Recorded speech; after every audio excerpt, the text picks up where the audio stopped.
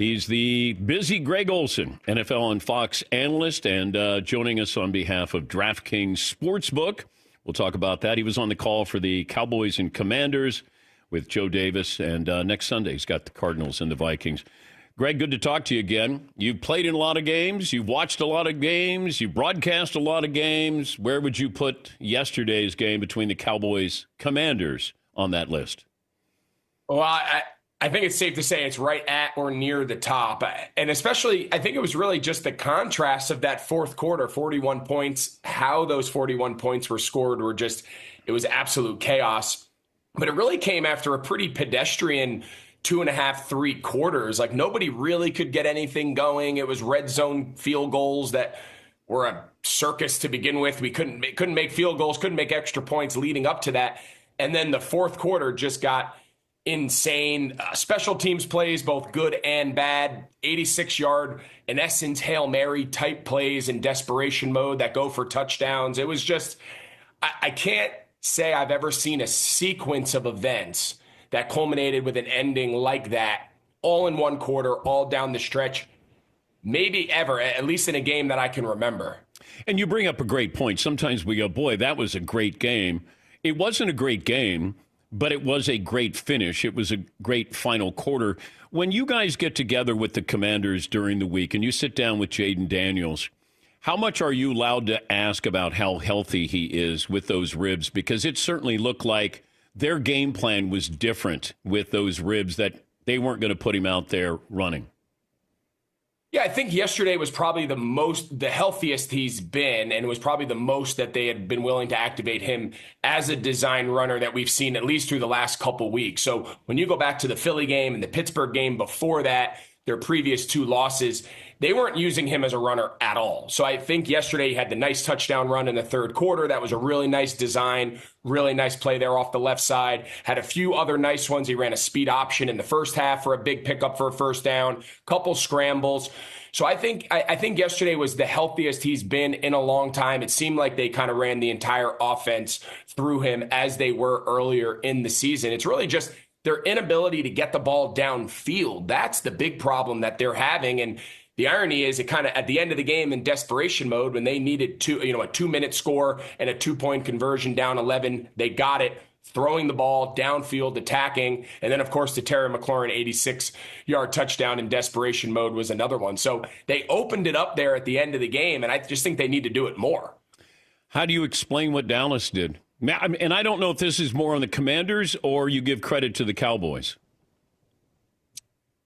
I think it's probably, as like anything, I think it's a combination of both. But I give Mike McCarthy and that Cowboys group a lot of credit. I mean, they were reeling. And then they come into that game yesterday, and they're excited to get Deron Bland back.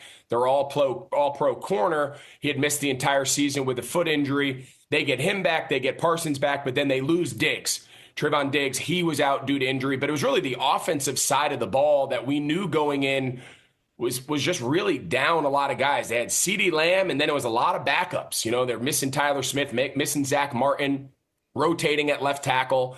They thought Brandon Cooks was going to come back. He ended up being out another week. And, of course, Cooper Rush taking over for Dak. So they showed a lot of life. They made plays where they had to. Schoonmaker, again, the backup tight end to Jake Ferguson. He makes the big touchdown there in the end. So it was really a good effort, but it was special teams, it was defense, and it was offense. And it was really more the recipe that we're used to seeing from this Dallas team that's had a lot of success. Take the ball away, make splash special teams plays, and then obviously get the offense going. So that's what they did yesterday, and I think they deserve a lot of credit.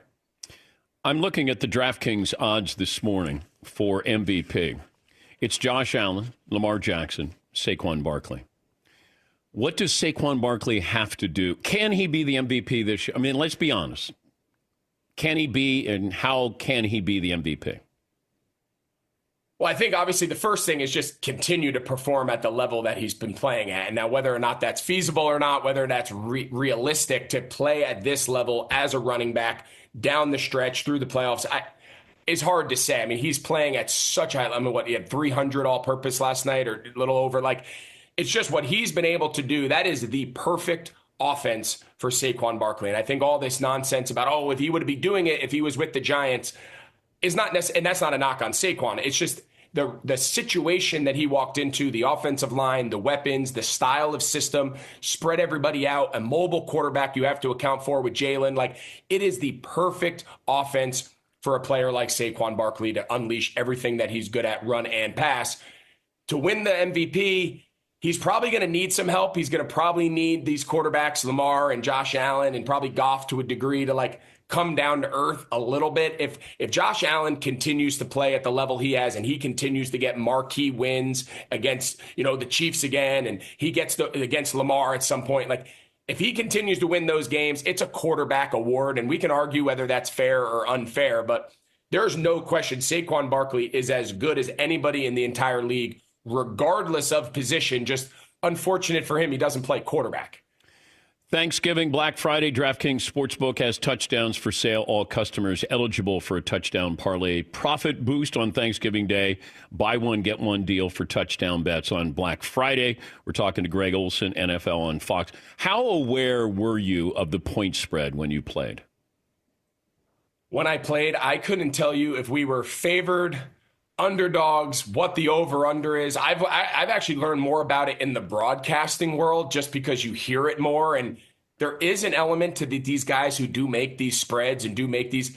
It's amazing how close they always are. Like, the way they look at the game from points, yards per play, and efficiency numbers, they kind of look at it as more of like a math equation than they do just like X's and O's on the field. But yeah, I think if you polled 99+% of the players in the league, they couldn't tell you. But obviously we know with fans and the way it's obviously become just the fabric of everything on Sundays, I think it's part of the popularity of the game. I think people are interested now in games. They might not be fans of those teams, but obviously they have vested interest in the outcome, or at least the score. So I think it's changed the way people watch the game. I think it's brought a lot of interest nationally, as opposed to just following your regional team. But yeah, I don't think it's something that players are aware of really to any degree. Yeah, see, I don't know if you can have day-to-day life in the NFL and not be aware of what's my over-under for yards in this game.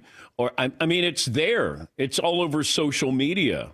I don't know how you could go into a game now in today's environment and that everybody's allowed to talk about it. Everybody's encouraged to gamble and not know, hey, you know what? We're favored by 2.5 tonight. Like, it's there. And maybe they are nowadays. When I was playing, obviously it was a very different landscape. Like, fantasy football was what we were all aware of. You'd be in the grocery store and the lady behind you in the line. I'm playing in Chicago, and the old lady in line, you think she's going to tell you great game because you just beat the Packers or whatever, the Lions or whatever, and she's like, you cost me my fantasy because you only caught 2 balls, and I'm like, oh my God, like, that's not what I was expecting you to say. So like, that was the era like I played in, and then daily fantasy became a thing, and it's kind of evolved from there. But yeah, I mean, I remember those days early in my career trying to figure out, like, are we happy that I won, but I didn't have enough catches? And then on the flip side, you had a big game, but then the team you're on lost. Were you happy? That was a rude awakening when I first got in the league. Fantasy football was probably at its highest level. Do the Lions have any issues?